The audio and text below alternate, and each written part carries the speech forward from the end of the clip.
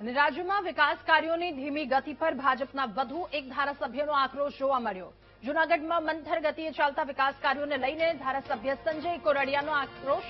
સંજય કોરડિયાએ મહાનગરપાલિકા કમિશનરને પત્ર લખી નારાજગી વ્યક્ત કરી। કોન્ટ્રાક્ટ એજન્સી અને અધિકારીઓની બેદરકારીના કારણે રોડની સ્થિતિ અત્યંત ખરાબ હોવાનું તેમણે કહ્યું। નિયમ મુજબ કામ ન કરનારી કંપનીઓ અને કોન્ટ્રાક્ટર વિરુદ્ધ પગલાં લેવાની માંગ કરી છે। તમામ રસ્તાના કામો માત્ર એક જ એજન્સીને આપી દેવાયા હોવાનો આક્ષેપ તેમણે કર્યો। તો રસ્તા ખોદી 2-3 મહિના સુધી ખાડા કરી દેવાના કારણે જનતા પરેશાન થાય છે। વધુ માહિતી મેળવીશું સંવાદદાતા જય આપણી સાથે ફોનલાઈન પર જોડાયા છે। જય, રોડના કામમાં ભ્રષ્ટાચાર, ધારાસભ્ય સંજય કોરડિયા કે જેમને આ વાતને લઈને આક્રોશ વ્યક્ત કર્યો છે। જી, ચોક્કસથી જણાવજો કે જૂનાગઢ જે મહાનગર વિસ્તાર છે તેમાં જે તમામ વોર્ડોમાં જે રોડ રસ્તાના કામો ચાલુ છે તેમાં વિરોધ પક્ષ દ્વારા તો જે નબળા કામ થતા હોવાના આક્ષેપો કરવામાં આવ્યા છે।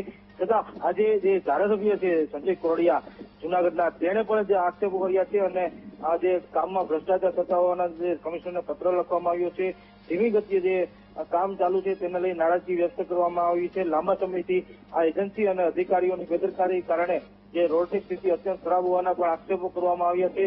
આ જે એજન્સી છે તેને કોન્ટ્રાક્ટરને તાત્કાલિક રદ કરવાની પણ માંગ કરવામાં આવી છે। જી જય, આભાર આપનો વિગતો સાથે જોડાવા બદલ। તો રસ્તા ખોદી નાખવામાં આવે છે, 2-3 મહિના સુધી જનતાએ ખાડાના કારણે પરેશાન થાય છે અને આ સમસ્યા ધારાસભ્ય સંજય કોરડિયા કે જેમણે મૂકી છે, આક્રોશ તેમણે આ વાતને લઈને વ્યક્ત કર્યો। રોડના કરોડો રૂપિયાના ટેન્ડરમાં નકશો જાહેર ન કરાયા હોવાનો પણ તેમણે સવાલ ઉઠાવ્યો છે।